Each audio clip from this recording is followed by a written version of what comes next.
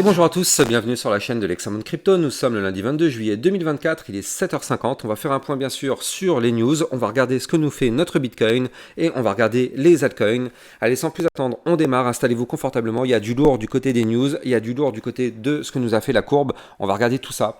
Donc là, on démarre rapidement avec le calendrier économique. On voit que là, à partir de mardi, on va avoir des informations intéressantes avec la vente de logements existants. Mercredi, on aura les PMI manufacturiers, PMI services.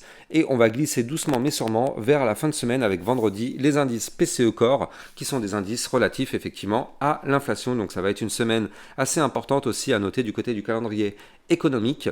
On jette un coup d'œil rapidement du côté du Crypto Fear and Greed, on est à 70, donc on est clairement du côté de l'euphorie actuellement, donc ça c'est plutôt bien.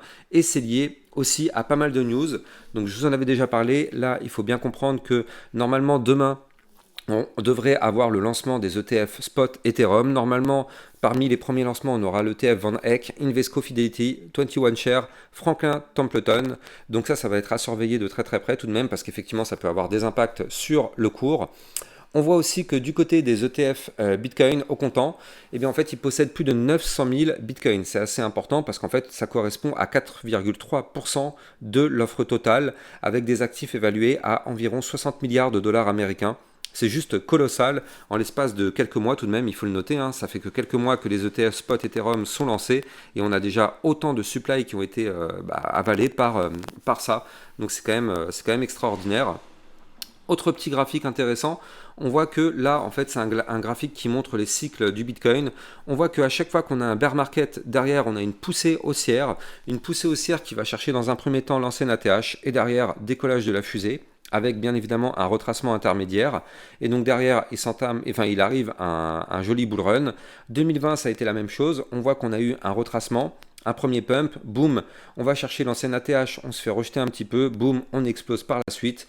2024, on est peut-être en train de reproduire le même scénario avec un retracement, un premier pump, boum, un rejet sur l'ATH. Et là derrière, qu'est-ce qui se passe? En réalité, on pourrait effectivement comparer à ce qui s'est passé dans le passé, où là on pourrait se trouver actuellement sur le même niveau que ce qu'on était juste avant les précédents bull run. Donc est-ce qu'on va reproduire exactement le même cycle du côté du Bitcoin?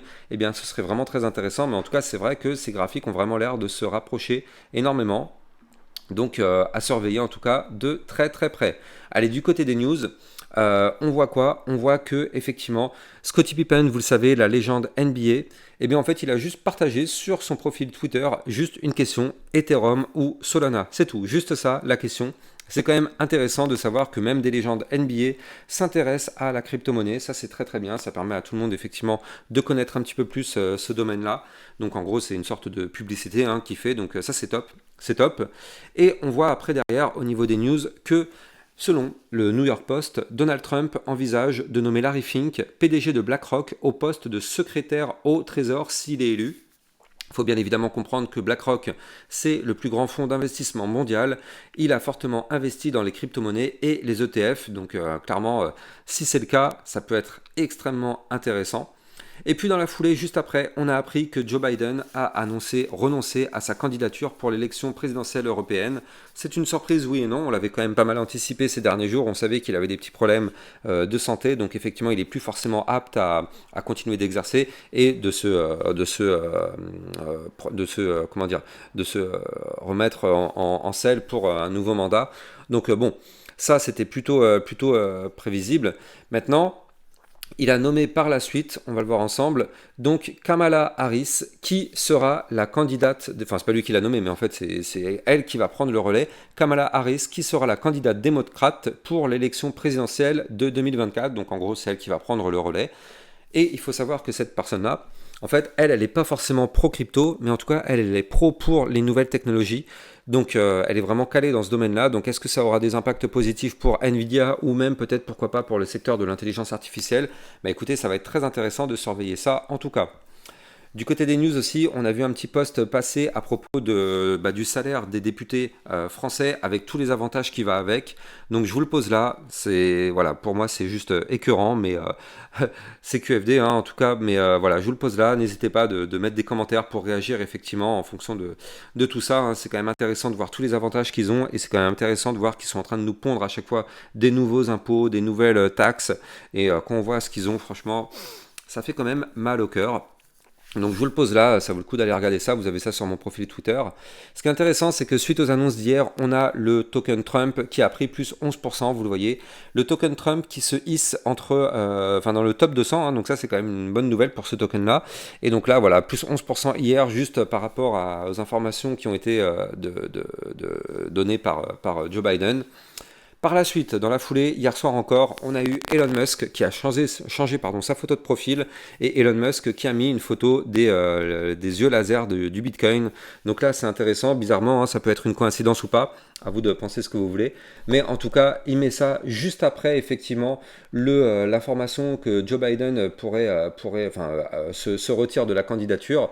Donc très très très intéressant en tout cas. Donc là, est-ce que c'est un message caché derrière tout ça? Eh bien écoutez, on saura ça dans les prochains temps. Mais en tout cas, c'est hyper intéressant ce qui se passe.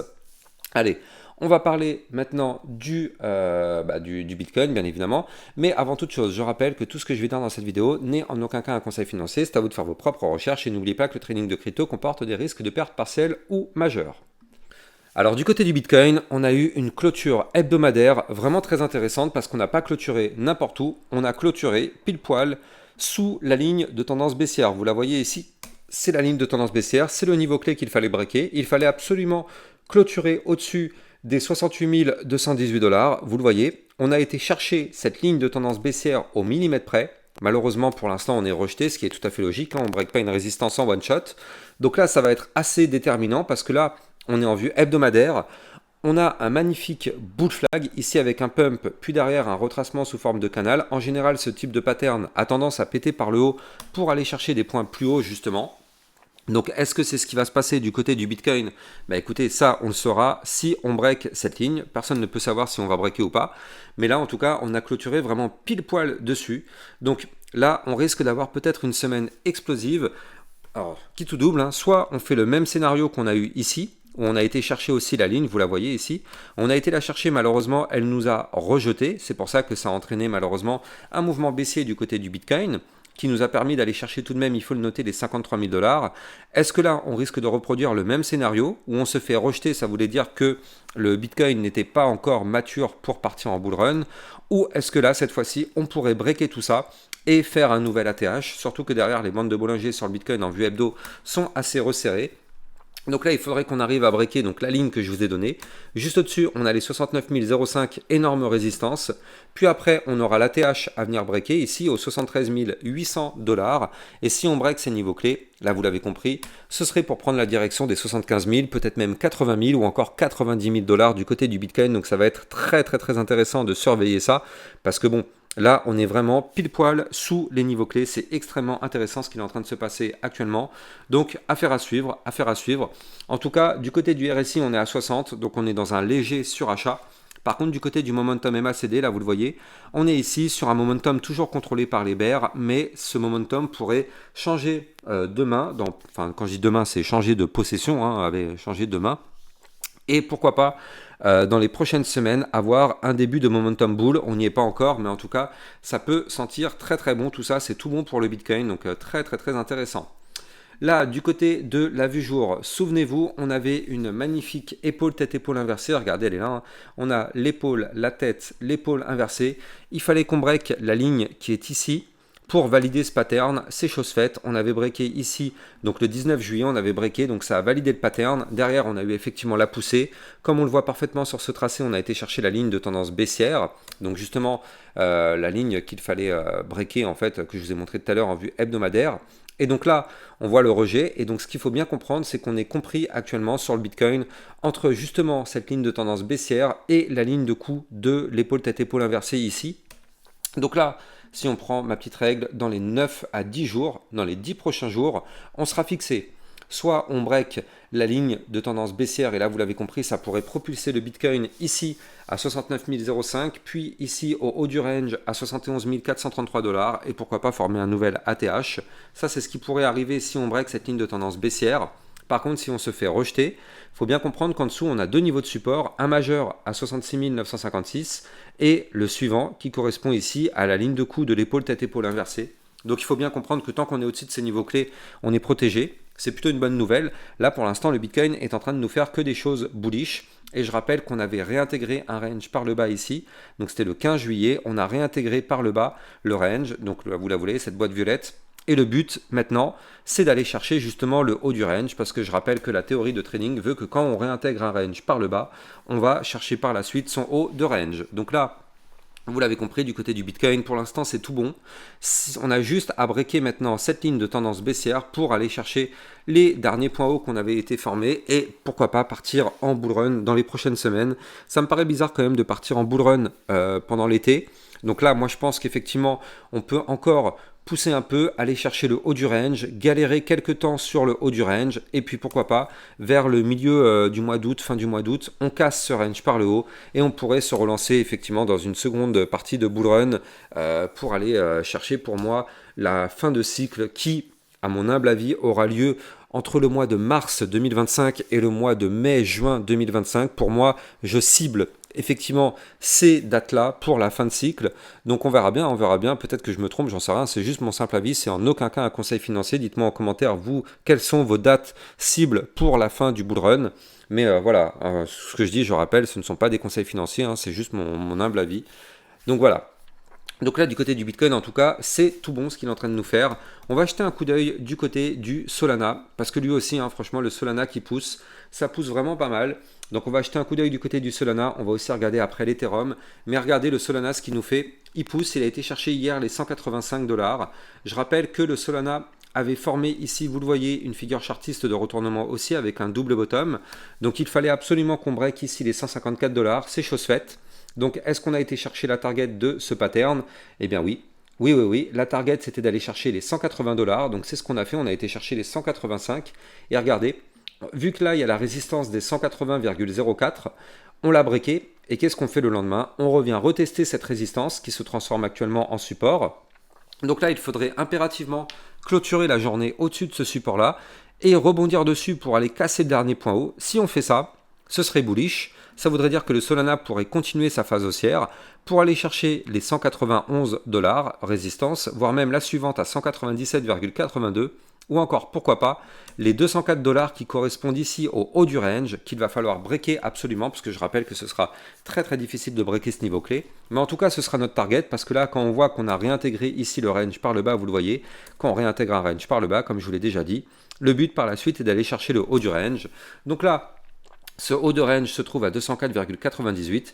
Si on pète ce range par le haut, alors on pourrait avoir un 216 $, voire même les 230 $, ou encore, pourquoi pas, les 249 $ qui seront nos prochaines cibles à aller chercher. Donc du côté du Solana, on est dans la fusée. Je rappelle que moi, je vous en avais parlé depuis qu'on était ici, juste en dessous de la ligne de tendance baissière. Je vous avais dit qu'il fallait surveiller le Solana. Et derrière, il a pris un joli plus 30%. Donc ça, c'est dans notre poche. Donc ça fait vraiment plaisir. Allez, on va terminer sur l'Ethereum. Mais avant ça, je rappelle bien sûr que vous pouvez suivre mes actualités sur Twitter en utilisant le lien qui est en description de cette vidéo. Je rappelle que dans le club Lexa Rocket, je vous analyse encore plus de vidéos de crypto que ce que vous avez sur YouTube. Hier, on a vu le RNDR, on a vu le CKB, on a vu le Flux, on a vu le Jasmy, on a vu aussi le Pendle. Bref, on voit toutes vos crypto-monnaies. Ça, ce sont des cryptos que j'analyse de façon très régulière dans le club Lexa Rocket. Allez, on va continuer sur l'Ethereum. Donc là, du côté de l'Ethereum, ça pousse, ça pousse. Là aussi, on voit une figure chartiste en épaule, tête, épaule inversée, qui est une figure chartiste de retournement haussier. Il faut absolument clôturer au-dessus de la résistance des 3524 $ pour valider ce pattern. Et je rappelle que ce pattern pourrait nous emmener très très haut. Je vais vous donner les prochaines targets à aller chercher. Mais avant ça, je rappelle que si vous voulez trader toute cette volatilité, vous pouvez utiliser mon lien de parrainage Binance que vous allez trouver en description de cette vidéo. Grâce à ce lien de parrainage, ça vous permet de bénéficier d'un bonus à vie sur vos frais de trading. Et ça vous permet de trader sur une plateforme sécurisée vu qu'elle a enregistré PSAN auprès de l'AMF. Donc là, du côté de l'Ethereum, eh bien, dans un premier temps, si on arrive à breaker les 3524 $, ce serait pour aller chercher ici le haut du range à 3646. Et si on break ces niveaux clés, la prochaine target sera d'aller chercher ici les 3896 et avec cette épaule tête-épaule inversée, nous nos targets sont encore plus hautes parce qu'en réalité on a une target à 4085 $, voire même ici pourquoi pas les 4293 $. Ce sont des targets à venir chercher en cas de validation de cette épaule tête-épaule inversée qui est, je le rappelle, une figure chartiste de retournement haussier. Donc là, on va surveiller ça. En plus, vous le savez, demain, on risque d'avoir effectivement le lancement des ETF spot Ethereum. Alors, est-ce que ça va pouvoir propulser le cours de l'Ethereum ou est-ce que ce sera un buy the rumor, sell the news? On verra ça de toute façon. On n'a pas de boule de cristal. En tout cas, j'espère que vous avez kiffé la vidéo. N'oubliez pas de vous abonner, liker, commenter, partager au maximum. Et moi, je vous souhaite une bonne journée. Je vous dis à plus tard. Ciao, ciao.